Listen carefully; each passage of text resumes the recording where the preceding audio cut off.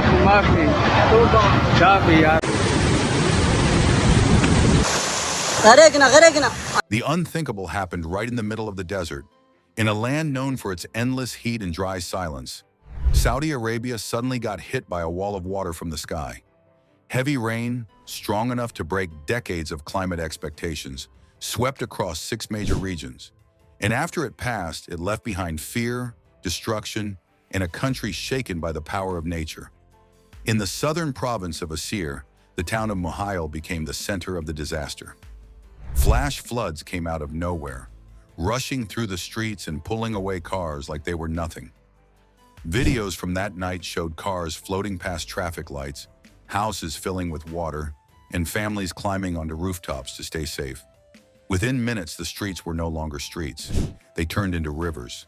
Jazan, a city near the Red Sea coast, recorded the most rain, 35 millimeters in just one governorate.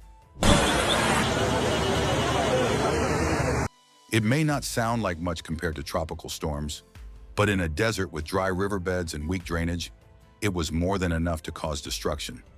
The rain hit Mecca, Medina, Najran, Al-Baha, and Asir in waves, at first scattered, then sudden and violent. Whole districts ended up underwater before the emergency sirens could even go off. The National Center for Meteorology gave alerts as the skies darkened, but for many people it was already too late. Winds grew stronger. Hail smashed against windows. Visibility dropped to almost nothing as storms moved in, like huge walls of smoke and lightning. Civil defense urged people to stay away from low areas and wadis. But for thousands, the water was already rising quickly, cutting off every way out. It wasn't only about broken buildings, it was also about broken hearts. In Mecca and Medina, buses were seen drifting down flooded roads. People stood on top of their cars shouting for help.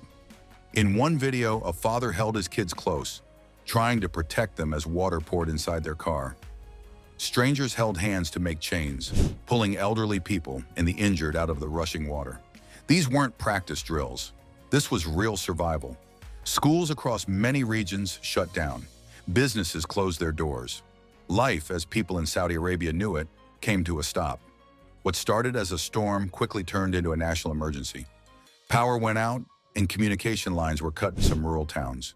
For hours, entire communities were trapped by the storm, waiting in the dark for help. Even as rescue teams moved forward, nature refused to give in. Some cities faced more waves of rain within just 24 hours, keeping the soil soaked and the floods dangerously high. The government sent response units using helicopters, boats, and emergency shelters.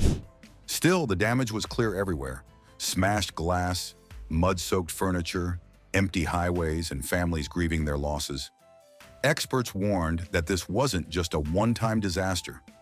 As global temperatures rise and weather systems shift, even deserts like Saudi Arabia are starting to see extreme weather. Monsoon rains that used to stay near distant coasts are now reaching further inland. And cities that were built for heat, not water, are facing a tough new challenge.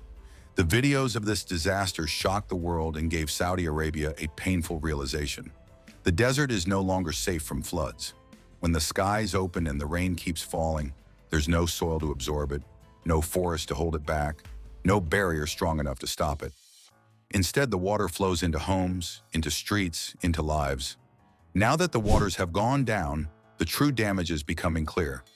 Families are coming back to what's left: soaked memories, destroyed homes, and dreams washed away in silence. Cleanup has started, but fear still remains. Fear that the next storm will arrive sooner, hit harder, and take even more.